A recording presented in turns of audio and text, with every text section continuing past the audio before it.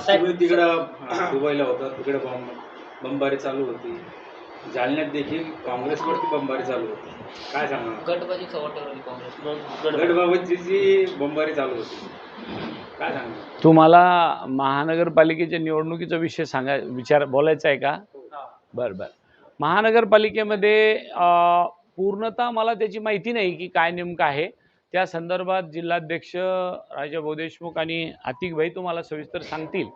परंतु जर का या महानगरपालिकेच्या निवडणुकीमध्ये आणि विशेषतः कॉप मेंबरच्या विषयाला धरून आमच्यातल्या काही लोकांनी चुकीचं पाऊल उचललं असेल तर त्याच्यावर निश्चितच हे दोन्ही अध्यक्ष जो अहवाल देतील त्याच्यावर कारवाई होईल, एवढंच मला आता या निमित्ताने मी सांगू इच्छितो. पक्ष संघटनेची बांधणी या शहरामध्ये झालेली नव्हती.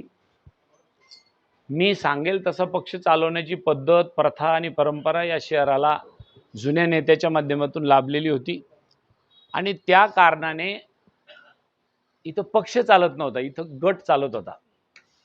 पक्षाचे कार्यकर्ते आणि नेते इथं नव्हते, गटाचे नेते आणि गटाचे कार्यकर्ते होते आणि त्याचाच अनुभव परिपाक आम्हाला या महानगरपालिकेच्या निवडणुकीमध्ये सुद्धा जाणवला.